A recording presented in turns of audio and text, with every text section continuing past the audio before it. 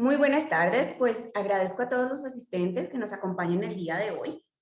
Siendo la 1:05, vamos a dar comienzo a esta charla que básicamente va destinada a esclarecer un poquito qué está pasando, sobre todo con algunos riesgos de trabajo, ay, perdón, en empresas que no fueron catalogadas originalmente del giro. Vamos a ponernos un poco en el contexto de qué es lo que vamos a hablar hoy y de dónde salen las cifras y por qué las solicitudes. ¿Listo? En la parte inferior o superior de su pantalla van a encontrar un sitio que está destinado para preguntas y respuestas. Les agradecería mucho si todas las preguntas que vayan surgiendo a lo largo de la charla las vamos colocando allí y al final les vamos a dar un tiempo para responderlas. Bueno, damos comienzo a esta información. El pasado 8 de enero, en el Diario Oficial de la Federación, se publicó el acuerdo del Consejo Técnico del Instituto Mexicano de Seguro Social, por el cual se autorizaba implementar una estrategia de dictaminación, ojo, proactiva, como riesgo de trabajo a los derechohabientes fallecidos o con secuelas graves. Aquí hay dos temas críticos. Uno es que la dictaminación es proactiva y segundo es que son todos los derechohabientes, todos los usuarios que hayan tenido o secuelas graves, que están más que todo ligados a hospitalizaciones o que hayan sido fallecidos a causa del COVID-19. Vamos a empezar a ver de dónde empiezan a salir de pronto un poco esta necesidad, de dónde, cómo vamos en cifras en relación al COVID y por qué hoy por hoy salen a buscarse dictaminaciones y cosas de este estilo y cuánto le ha costado a las industrias hoy por hoy el COVID. Lamentablemente el Instituto Mexicano de Seguro Social, hoy no tenemos una cifra publicada clara de cuánto se ha invertido para el control de la pandemia, pero de la Asociación Mexicana de la Industria de Seguros, AMIS, he extraído de su página oficial esta información. Esta información que se me hizo súper relevante y que quise resumir en 5 puntos críticos. Uno, la AMIS dice que al momento el COVID-19 es el segundo evento más catastrófico en la industria de los seguros después del huracán Vilma en 2005. Al momento se han gastado más o menos 1.461 millones de dólares. Esto fue al cierre del año pasado, más lo que se va sumando. Para marzo de 2021, las aseguradoras en México habían atendido 97.441 casos desde el inicio de la pandemia. Esto a marzo del 2021, ¿no? Más o menos, el 70% de las indemnizaciones por gastos médicos mayores provienen de beneficios a empleados. Es decir, de cada 100 pólizas o de cada 10 trabajadores, de cada 10 personas que tienen una póliza de gastos médicos mayores, 7 tienen esa póliza de manera colectiva, es decir, es un beneficio que le entrega a sus empresas y 3 son particulares que han obtenido esta póliza de gastos médicos mayores de manera personal, pero 7 vienen de beneficios a empresas. Y esto lo quiero como dejar súper claro porque pues va a tener repercusiones también en los cálculos futuros. Para nadie es un secreto que la inflación médica del 2021 subió está en un 16%, es decir, es la cifra pues últimamente, de los últimos tiempos más alta registrada y obviamente es en torno de la pandemia. Más o menos, ¿cuánto está gastando las aseguradoras en promedio por hospitalización? 490,000 pesos por todo lo que se requiere de medicamento y equipo y infraestructura dentro de los hospitales. Y pues también para nadie es hoy por hoy incierto que los protocolos de las instituciones hospitalarias han cambiado y que también revierten más costo incluso para enfermedades particulares. Es decir, si ustedes están entrando a una institución hospitalaria por un tema de un apéndice, ¿no?, que es una enfermedad general, pues hoy a las aseguradoras no les cuesta lo que les costaba antes, que era solamente el ingreso y todos los gastos hospitalarios en torno a la cirugía, sino que también tienen que pagar unas pruebas COVID, en el futuro se convertirán en vacunas, todo el protocolo de visitantes y los anticipos y deducibles hoy también tienen una cifra mucho más alta. Nos hemos encontrado incluso con anticipos para hospitalizaciones en relación a COVID hasta de 1.000.000 de pesos. Vamos a ver qué dice este acuerdo que se publicó el pasado 8 de enero. Básicamente, ellos lo que hicieron fue clasificarlos en las empresas en riesgo muy alto, alto, medio y bajo. Sin embargo, en la parte superior yo les he puesto dos grupos que son de mi autoría. Uno son los grupos que van a declarar de manera directa como riesgo de trabajo, o sea, todas las empresas que tienen un giro de salud, es decir, Occupational Health, es una empresa que tiene un acta constitutiva que está dirigida para manejar médicos y enfermeras. Nosotros, todos los casos son declarados como riesgo de trabajo de manera directa, porque somos una empresa catalogada como alta. Nuestros trabajadores están inmersos en procesos médicos y de atención al público por el mismo giro que somos. Muy alta son todo el personal de salud y trabajadores, es decir, camilleros administrativos, químicos farmacobiólogos, los enfermeros, paramédicos y demás, que están dentro de un hospital COVID, ¿no? O en hospitales cualquiera, porque están en contacto con sospechosos. Todas estas empresas de estos giros, la declaración como riesgo de trabajo es directa. ¿A partir de cuándo? De la publicación, todos pensaríamos que a partir de la publicación que fue el 8 de enero, pero realmente el mismo documento invita a que sea desde el 15 de diciembre. Y el motivo de esta charla son justamente los niveles medio y bajo. Todas mis empresas dijeron, no, pues yo no soy de este giro, ni alto ni muy alto, pues a mí no me pueden declarar un riesgo de trabajo.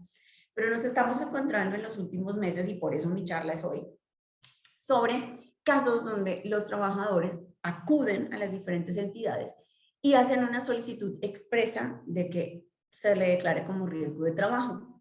Son todas las empresas como ustedes que tienen un riesgo medio o bajo, que son personal sin contacto con pacientes, pero frecuente contacto con compañeros, ¿sí? Esto quiere decir los trabajadores que están en línea, y bajo los que están sin contacto con pacientes. Hay muchos casos bajos que incluso han ido a declararlo, bueno, me he encontrado un par, que incluso han ido a declararlo como riesgo de trabajo, aunque son bajos son realmente las personas que tenemos en home office, ¿no? Que no tiene contacto con pacientes sospechosos, ni con compañeros de trabajo, ni público, pero hemos tenido un par de casos que se han solicitado de manera expresa. ¿Cuáles son los casos que podemos declarar? ¿Cuáles son los casos que pueden ser declarados como riesgo de COVID? Uno, las defunciones. Y son los casos justo que están siendo declarados como con mayor frecuencia como en relación al trabajo, porque son los dolientes quienes están haciendo estas solicitudes. Los pacientes que requirieron una hospitalización, que incluso estuvieran en unidades de cuidado intensivo, o trabajadores con riesgo que no requirieron hospitalización ni tuvieron una defunción, pero que están acudiendo a las diferentes entidades. Entonces, estos pacientes, como no cumplen los criterios de que sea fallecido o con una enfermedad grave, son mucho más frecuentes que podamos declararla como no de trabajo, pero sin embargo están generando ruido en la entidad y nos hacen ser sujetos de inspección. ¿Listo? Ahora, hay que ponernos muy en claro en relación a tener en cuenta unos puntos clásicos. Lo primero, el documento fue emitido el 8 de enero, pero como les mencionaba hace unos segundos, son todos los casos diagnosticados o reportados a partir del 15 de diciembre. Es decir, todo trabajador que se nos enfermó del 15 de diciembre para acá aún puede declararnos como un riesgo de trabajo la enfermedad por COVID-19. Y aquí mi invitación es, ojo, los primeros minutos del reporte son cruciales. Yo creo, en mi humilde opinión, que no hay área mejor destinada para tomar esta llamada de reporte que recursos humanos en coayuda con servicio médico. ¿Por qué? Vamos a alzar el teléfono, ¿no? Va a decir una persona, oiga, tengo enfermedad por COVID, fui diagnosticada. De nuestra pericia en los primeros minutos de ese contacto, podemos salvar este caso para que no sea declarado como no de trabajo. ¿Qué le vamos a preguntar? Ok, ¿y cómo te infectaste? Ah, es que estuve de fiesta. Es que fue la primera comunión de mi hijo. Esta información debe quedar registrada en algún documento. Si está sucediendo de manera presencial, que sea firmada, y si no, que tengamos evidencia de que esta llamada sucedió, porque va a integrar un expediente que hasta en un futuro caso puede terminar en estados legales, sí, a niveles legales, ¿no? Entonces, deberíamos hacer de este documento la mayor información posible. O sea, si bien nos preocupamos de, ya se contaminó, también tenemos que hoy por hoy recibir esas llamadas en un tono de, ok, vamos a pensar a largo plazo. Entonces, primero, saber esos minutos cruciales. ¿Cómo te infectaste? Mira, es que fui el fin de semana al súper y yo creo que alguien estornudó al lado, ¿no? Esto que quede registrado. Idealmente, si lo puede firmar el trabajador, maravilloso, y si no, que quede un registro fidedigno de que esa llamada se recibió. Es que mi esposa tiene infección, es que mi prima me vino a visitar y tenía algo de gripa. Todo eso nos va a ayudar a completar nuestro caso. Es que fui a una fiesta. Ahí es un incumplimiento de protocolo. Oiga, ¿por qué fuiste a la fiesta? Si es que tú sabes que ahorita tenemos nosotros como organización prohibido reuniones donde se congreguen más de tantas personas que no vivan debajo del mismo techo. Hacer un poquito de conciencia y dejarlo escrito.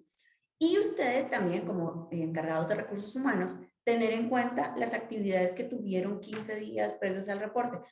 Pidió un permiso sin goce, pidió vacaciones, llegó bronceado el fin de semana, o sea, lo que sea, tienen que estar como súper activos y estar como vigilando qué está pasando, porque tenemos estos casos que incluso Home Office han querido declarar como sí de trabajo. Tener al médico de planta como su mayor aliado. Acuérdense que en esta pandemia realmente el médico de planta tiene un posicionamiento súper fuerte. Que el médico de planta les ayude con un segundo interrogatorio, que les ayude a discernir de dónde viene esa infección y a tomar decisiones estratégicas. Es decir, es que este dijo que empezó con síntomas hace 7 días y estuvo en la planta hace 5 días. Bueno, vamos a rastrear a todo su equipo de trabajo para verificar que no tienen una enfermedad por COVID-19. Y esas pruebas incluso se pueden volver en una evidencia de que nosotros estamos cumpliendo con el protocolo. Hoy más que nunca, esas pruebas integran nuestra responsabilidad social en el manejo con el COVID-19. Y 3, y 4, finalmente, tener siempre evidencias del cumplimiento del protocolo de reapertura. Nos ha pasado que muchas empresas dijeron, ya aperturamos y pues ya, ¿no? Ya tenemos nuestro permiso de apertura y el protocolo lo estamos dejando de lado. Acuérdense que el protocolo es un órgano, es un documento vivo, es un documento que tenemos que estar alimentando todos los días con bitácoras, fotografías, con pruebas a compañeros. Estamos haciendo pruebas y están quedando solo en los expedientes médicos, pero acuérdense que en el marco de una contingencia, estas pruebas incluso pueden integrar parte del protocolo. Entonces, tener bitácoras de todas las pruebas que se hicieron, evidencia de que estamos rastreando a nuestra gente. Todo esto tiene que seguir llenando el protocolo. ¿Qué pasa cuando nos declaran una enfermedad como probable riesgo de trabajo? Como todas, nos va a llegar nuestro respectivo documento de 77, ¿no? El aviso de probable enfermedad de origen laboral. ¿Cuáles son mis sugerencias? Y estos son netamente sugerencias. Primero, si sabemos que la infección realmente tiene un origen, el contexto de esta charla va a ser a la defensiva. No quiero que se piense que yo quiero que todos nos lo declaren como sí trabajo o no de trabajo, no. Estoy poniendo un contexto en el que un trabajador está intentando que una enfermedad como COVID-19 tenga un probable origen laboral y nosotros como empresa creemos que no es así porque nuestro protocolo se está cumpliendo, porque todos sus compañeros en el negativo, es porque estuvo de vacaciones en el Caribe, porque hizo una fiesta de fin de año. En ese contexto, mi invitación y mis sugerencias para responder esta ST7 van a ser 5. Primero, empezar en nuestro pequeño espacio que nos dejan para responder con la frase a decir del trabajador. ¿Por qué a decir del trabajador? Porque con esta frase estamos diciendo, él está diciendo esto, no necesariamente es lo que yo considero. Poner frases si es que se hizo, ¿no? Como se toman muestras con el equipo de trabajo que está en su misma línea, en su misma ruta, en su mismo locker, en lo que sea, ¿no? se toman muestras a todo su equipo, a todos sus compañeros y todos salen negativos, si es que esto fue así, ¿no?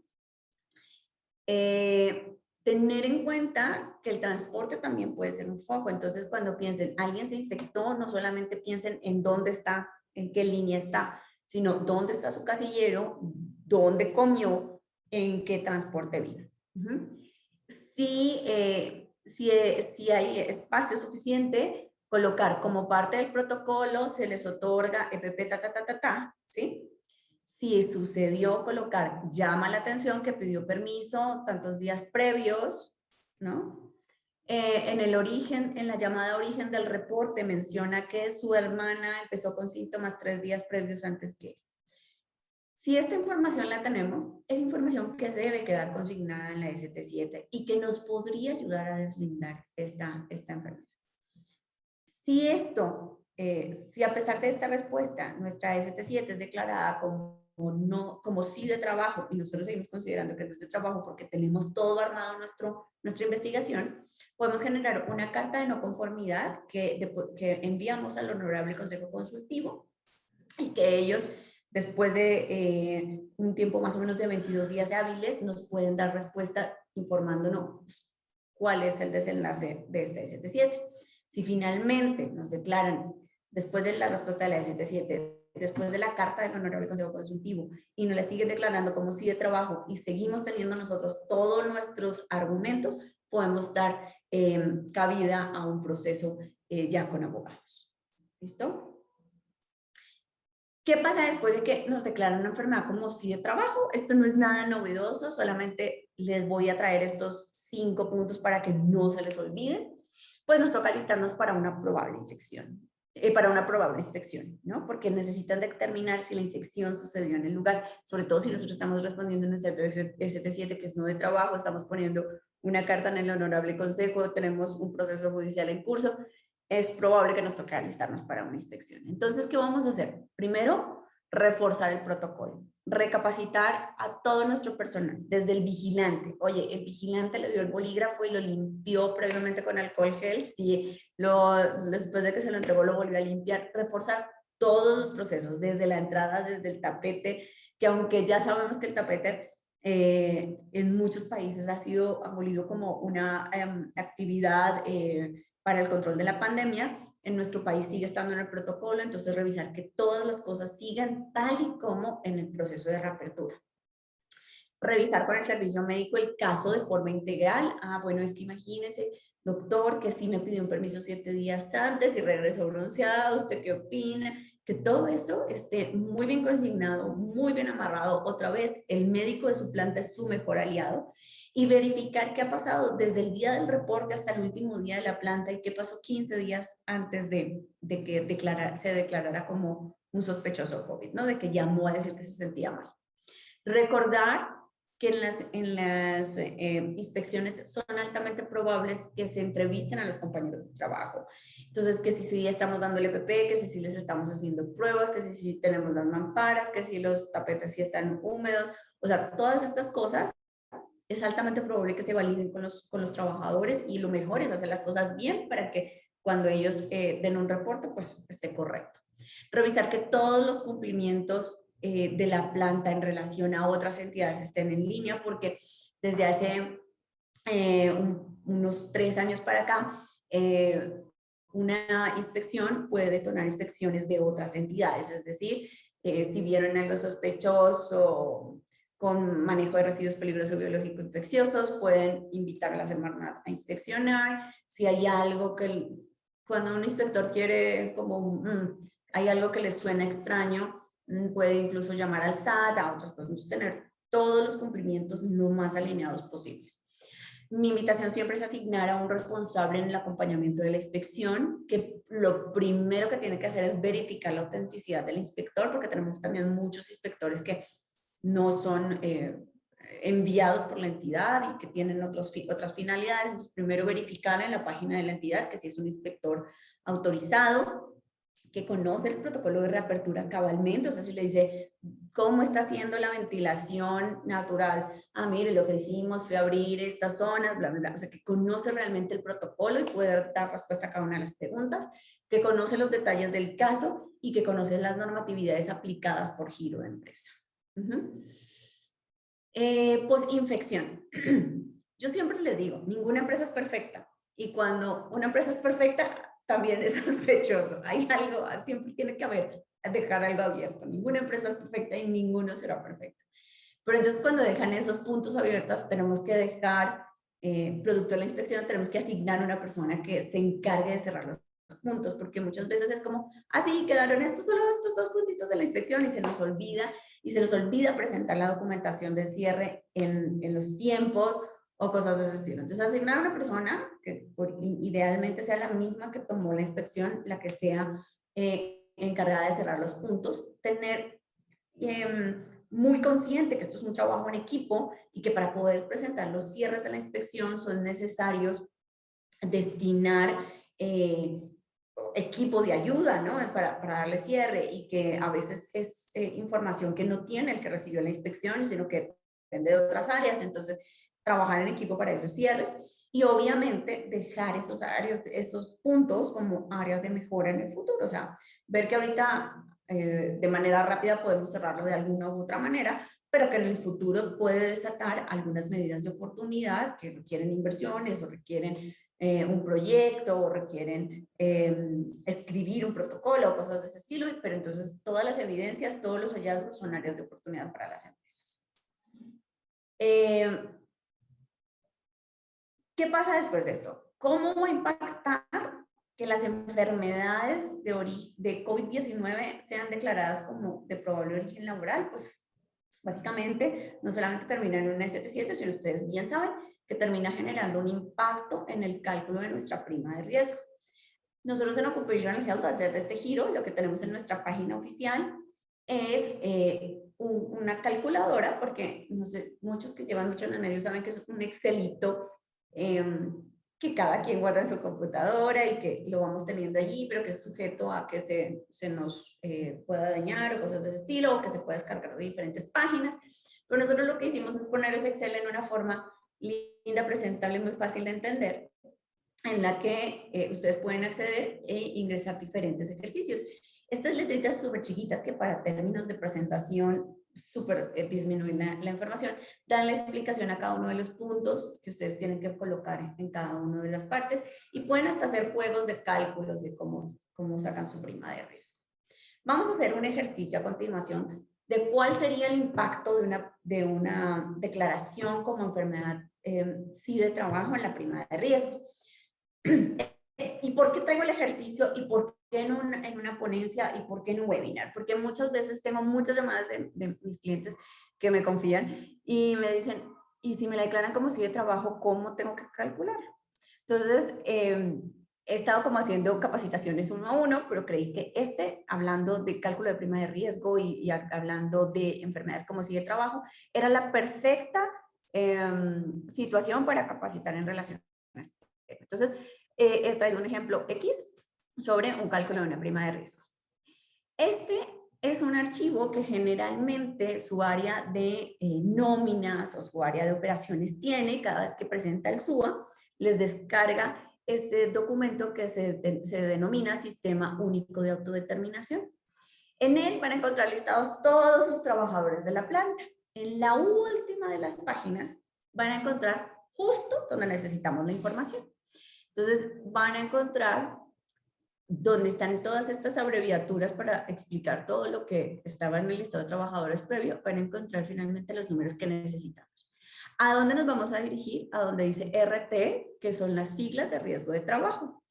Y el número que está debajo, en el caso de este ejemplo, son 24.605.14. Es decir, esta empresa que paga 528.679 se integra de las cuotas patronales, de las cuotas obrero, de los impuestos. Bueno, todas estas cifras van a integrar estos 528.000. La que a mí me interesa, la única que en lo particular veo, es la cifra de riesgo de trabajo.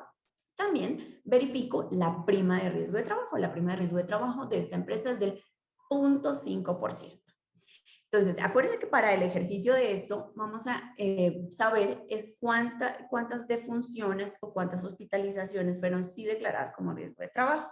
En este ejercicio, yo consideré que a esta empresa 6 defunciones fueron declaradas como sí de COVID. O sea, lo que yo me estaba imaginando de esta empresa antes de montar esta presentación es, ok, esta empresa sí la declararon como sí de trabajo porque entró un trabajador, estuvo contaminado, contaminó a sus 6 compañeros. Lamentablemente esperemos que no pase. Sí fueron declaradas, sí fueron defunciones y estos 6 compañeros lamentablemente fallecieron. Entonces, ¿qué va a pasar? Cada defunción es un caso independiente, ¿no? No es como que siempre dicen sube un punto y se confunden ahí con que lo multiplico solo por 1 o lo multiplico por 0.5, no. Cada caso, en el caso de funciones, es 1. Entonces vamos a multiplicar esos 24.605.14 por el número de defunciones o hospitalizaciones, en el caso que ustedes quieran, que fueron sí declaradas como de trabajo, y eso nos da un número. A ese número, que en este caso son 147.631, le vamos a restar lo que ya venías recibiendo por riesgo de trabajo. Son 123.025. Eso va a subir los riesgos de trabajo cada mes. Una empresa que antes pagaba 24.000 pesos, con estas 6 defunciones, subió a 123.000 pesos.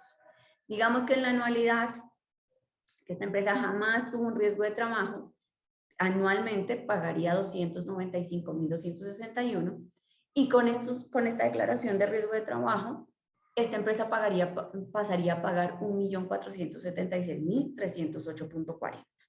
Entonces, mi invitación es amarremos muy bien los casos. Como nos queda todo un año por delante y aunque no seamos riesgo medio, no seamos riesgo alto o muy alto, somos riesgo medio bajo, tenemos la probabilidad de que sean declarados. Mi invitación es armemos muy bien los casos, acompañémonos del médico de planta, porque la consecuencia de que una enfermedad no le demos como el adecuado curso, no le demos el adecuado seguimiento, es que la prima de riesgo suba de una manera importante.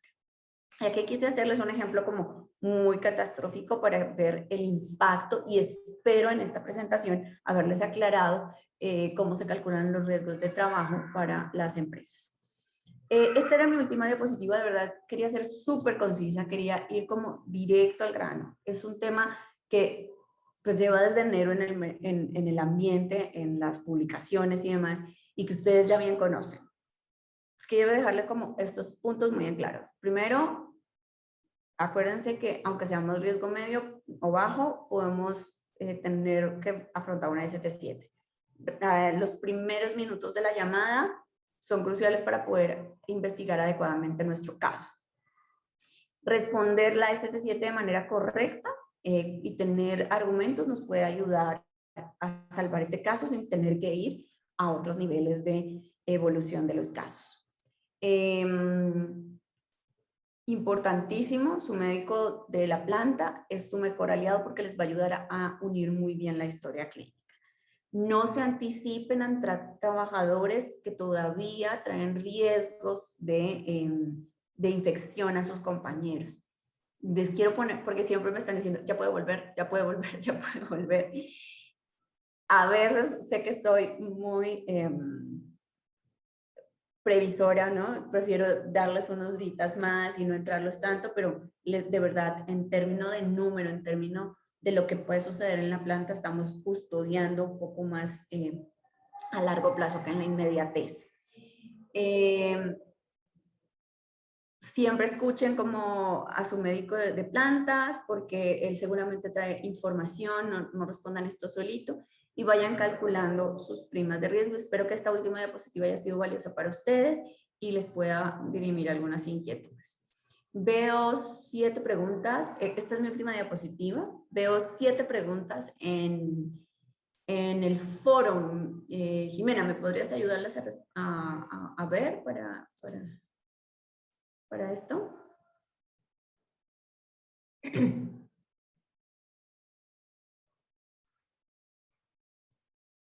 A ver, yo creo que ya las pude abrir. Perfecto. ¿Quieres que te vaya leyendo las preguntas? Sí, por favor, para que yo no me entretenga. Claro. Nos pregunta David Villarraus, la gente que trabaja en comisión y tiene que estar haciendo trabajo en la calle, ¿a ellos le aplica el COVID como riesgo de trabajo o aplica como como RT o aplica como riesgo de trabajo en comisión? Aplica como riesgo de trabajo en comisión, por eso es súper importante, porque ellos, es mucho más el impacto. Ellos necesitan, ustedes necesitan, sobre todo en estos casos, tener súper hecha la investigación y sobre todo súper protegerlos y estarlos tamizando, si se puede decir de alguna manera, o checando de manera regular por el riesgo que traen. En ellos yo los invitaría a tener un programa súper fuerte de equipo de protección personal y de pruebas regulares por el riesgo que traen. Estos son riesgos que, aunque muy bien está dentro del riesgo medio, sí no lo pueden declarar como de trabajo, y por eso se necesita un muy buen programa de inspecciones, de sondeo, de pruebas. Gracias. Igual nos preguntan, ¿cuánto tiempo tienen para declarar un paciente como riesgo de trabajo? Lamentablemente en la publicación no está estimado como los tiempos de vencimiento.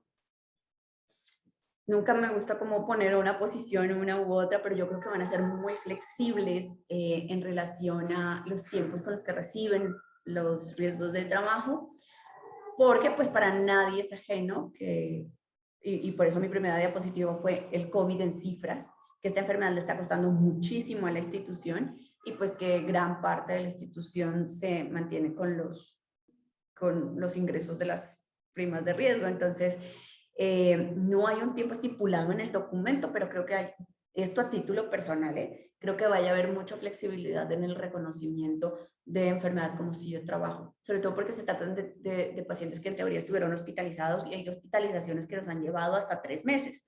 Entonces no pueden poner un tiempo porque los periodos en los que está sucediendo la enfermedad son relativamente largos.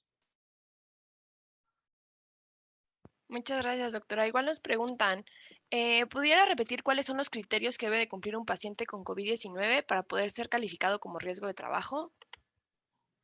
Básicamente son dos que ya están como estipulados. Yo lo dividí en dos grandes empresas. Las empresas que tienen riesgo alto y muy alto por default y que son del giro, por default se declaran en riesgo de trabajo, ¿no? Ustedes que son empresas medio o baja, a menos de que estoy acá con alguien del área también de la salud, pero las empresas que son medio bajo, que no tienen en su core personal que atiende, personal expuesto o sospechoso o diagnosticado con COVID-19, están clasificados como riesgo medio o bajo. Sin embargo, en el documento dice que se declara por default o se declara de manera, se me fue la palabra, pero sí, directa, pues, estas empresas de este giro, y las indirectas tienen que ser o de funciones o casos de hospitalizaciones. Pero también existe el caso en el que el trabajador de manera proactiva, se me olvida, esa es la palabra, de manera proactiva va a la institución y dice, mire, yo me infecté, estuve hospitalizado y yo creo que es de trabajo, pero tiene que ser hospitalizado y de funciones.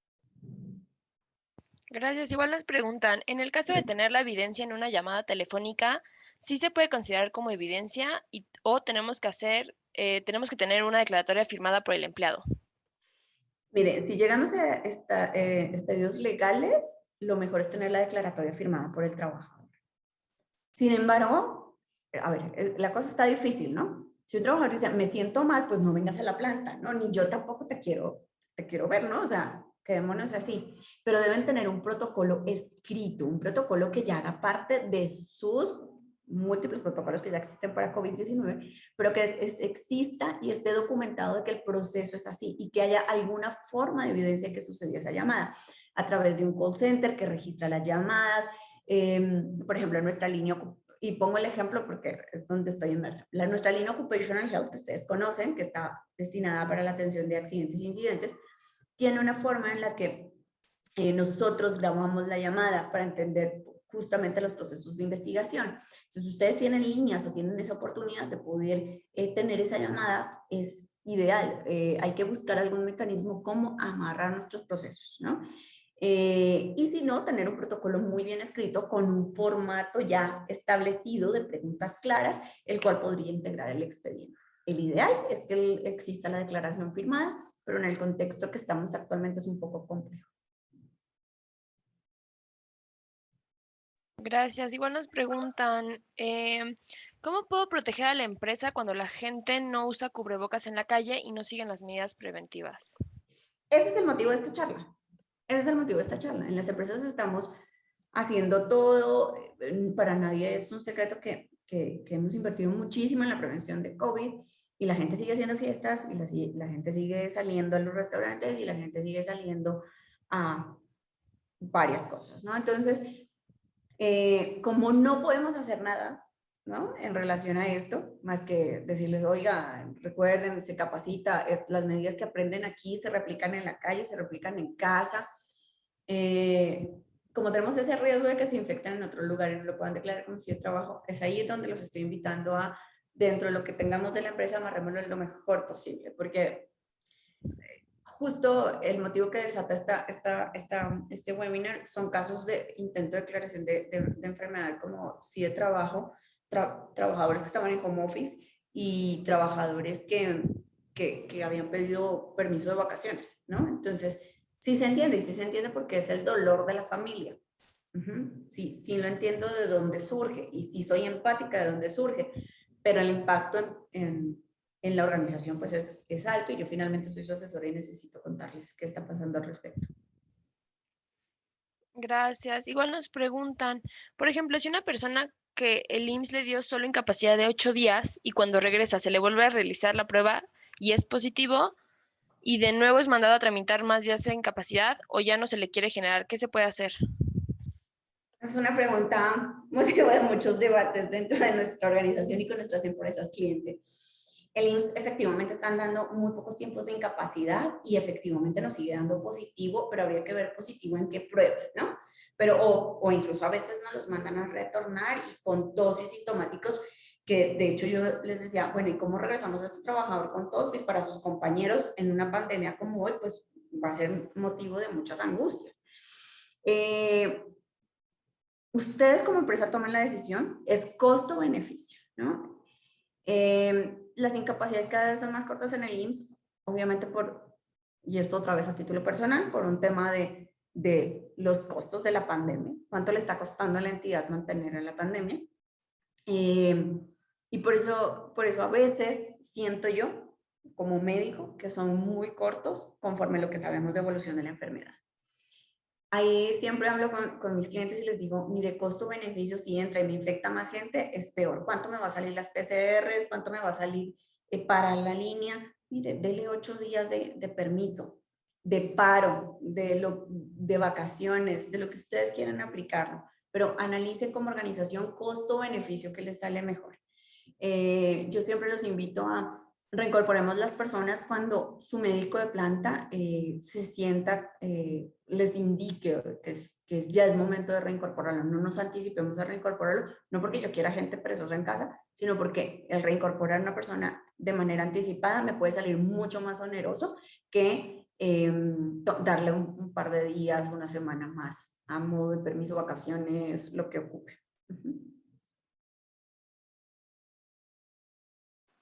Gracias, doctora. Igual nos preguntan, ¿son válidos como evidencia los mensajes escritos en WhatsApp o mensajería? Es una evidencia muy difícil para que los abogados solventen, pero hoy por hoy todo les va a servir para integrar un expediente. Yo no desestimaría esto como prueba, es mucho más compleja para los abogados si llegamos a otra instancia, pero no la pueden desestimar. Ustedes guarden todo lo que tengan y ya el abogado que ustedes quieren, ya en un estado de este proceso mucho más avanzado, los utilice o no. El ideal, como siempre les digo, es un documento firmado por el trabajador. Entonces, yo lo que les diría es, pueden decirles, ¿me puedes escribir de tu puño y letra firmado esto para que yo te pueda tramitar la incapacidad o para que algo? Y que esto se los envíe por WhatsApp, ¿no? Pueden utilizar estrategias que les ayuden a solventar sus casos. Gracias. Igual nos preguntan, eh, ¿Sí recomiendan las pruebas rápidas de COVID o qué tipo de pruebas recomiendan y en qué momento deberíamos solicitarla? ¿Después de vacaciones o en casos sospechosos?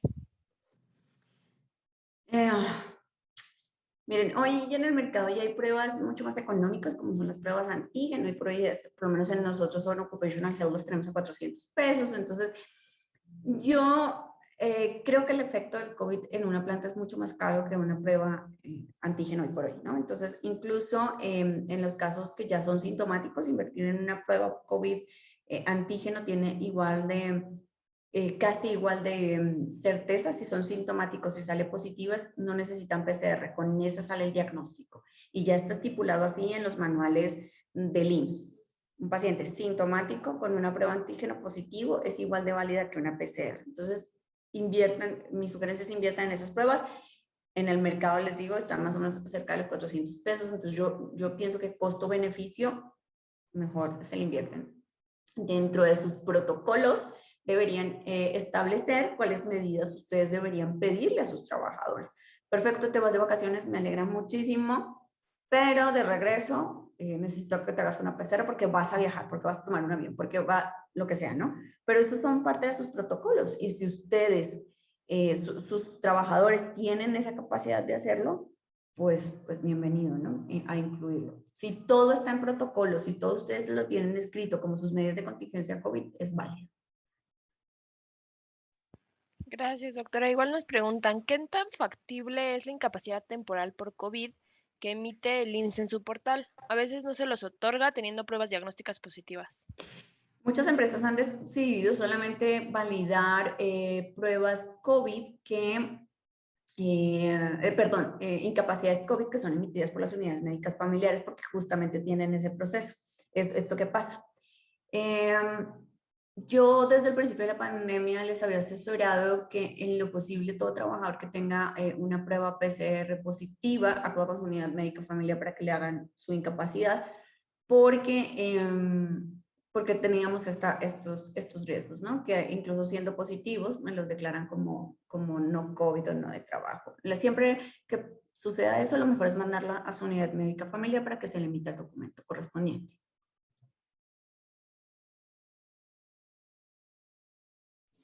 Gracias. Igual nos preguntan, está muy específica esta pregunta.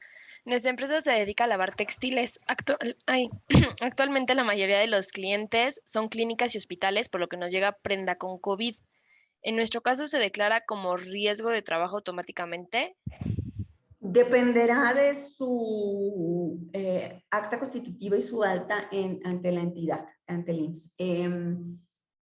Pero en este caso es altamente probable que si un trabajador va, digamos, tengamos el supuesto de que ustedes por su giro no están así como destinados a que solamente es COVID, ¿no? Es una empresa de lavado en general, no está destinados para residuos peligrosos biológicos infecciosos, ¿no? En este caso, sus trabajadores sí pueden declarar ante la entidad, ante un caso grave como defunción u hospitalización, que está en relación al trabajo y si es altamente probable que se los declaren como sí de trabajo. Si por su acta constitutiva y el giro en el que están dados de alta ante la entidad no se incluye COVID, puede ser que no lo vieran en el principio, pero ante una reclamación de un trabajador se los declaren como sí de trabajo y efectivamente, ¿no?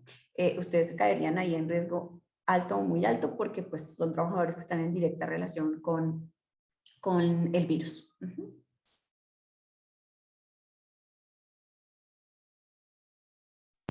Gracias. Igual nos preguntan, por ejemplo, si el trabajador le dieran incapacidad por enfermedad general y tenía síntomas COVID, por ejemplo, le dieron una incapacidad de 14 días, ¿estas incapacidades no las van a tomar como riesgo de trabajo? Acuérdense que toman como riesgo del trabajo los casos que son graves que requieren una hospitalización o defunciones. Las enfermedades por COVID no se están considerando como de trabajo, son las defunciones y las hospitalizaciones. No todas las incapacidades van a ser declaradas como sí de trabajo, van a ser, a menos de que el trabajador vaya y diga, es que yo me enfermé y estoy casi seguro que fue por esto y nos lleve a emitir a una ST7, sería otro panorama, pero por default son solamente defunciones y hospitalizaciones. Gracias, doctora. Creo que ya no tenemos más preguntas. Si quieren, Creo que damos veo unos... todavía 6 en el chat, ¿no? Ay, te las fui leyendo también, Ah, pero perfecto. las de chat también Bueno, tenemos una que creo que se me pasó, que es el cómo calculaste el anual con RT. Ah, este ejemplo que yo tenía era el mensual. Los 25,000 eran mensual. Básicamente lo multipliqué por los 12 meses del año. Gracias. Eh, Muchas gracias a todos. Ah, mira, justo tenemos otra pregunta de Claudia Hoffman. ¿Cuánto tiempo de hospitalización debe ser para que se diagnostique riesgo de trabajo? No está establecido en el documento, porque pues puede ser hospitalización así solo en observación, lo dejaron como solo hospitalización, pero para nosotros en el argot médico, toda hospitalización es todo aquel trabajador que se hace acreedor a una cama y que requiere más de 24 horas en una institución. Eso ya se considera para nosotros hospitalización y en el documento no está así como estipulado, pero imagino que va dentro del mismo argot de las aseguradoras. Recuerden que las aseguradoras pagan o no si estuvo 24 horas, que es lo que se estima para nosotros hospitalización. Igual nos preguntan Nayeli López, en caso de la falsificación de incapacidades, ¿hay alguna forma de poder detectar o verificar ante el instituto? Clasificación de incapacidades. Pues lo primero es que tienen que tener el formato tal como está emitido por el Seguro Social. Es muy complejo saber si el documento es original o no, pero pues ustedes conocen muy bien el papel, conocen muy bien como los sellos y demás.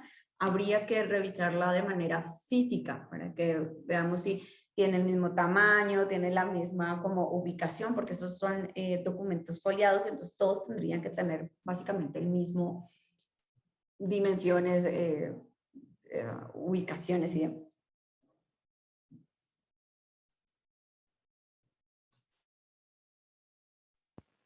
Perfecto, doctora, muchas gracias. Creo que llegó otra preguntita por aquí, en preguntas y respuestas, ¿no, Jimmy?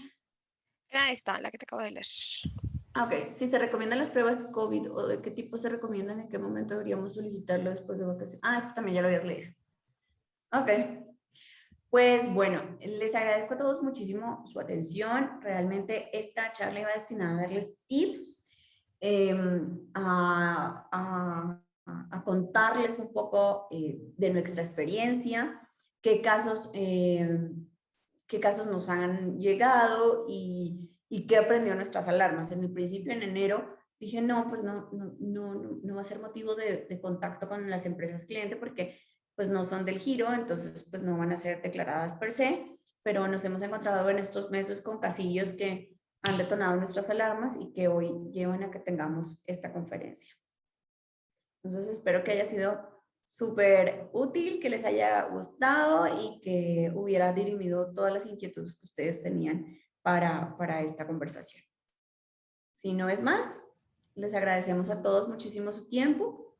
Les dejo aquí mi correo electrónico y el correo de Jimena Yuy por si surge alguna otra pregunta, por si hay alguna otra inquietud o por si tenemos que ayudarles con algún otro tema en particular.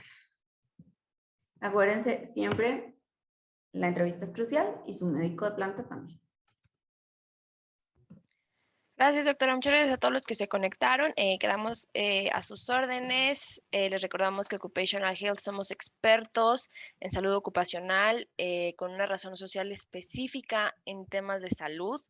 Entonces, quedamos a sus órdenes para cualquier duda que tengan o cualquier servicio que puedan requerir de nuestra parte. Muchas gracias a todos. Muy buena tarde. Hasta luego.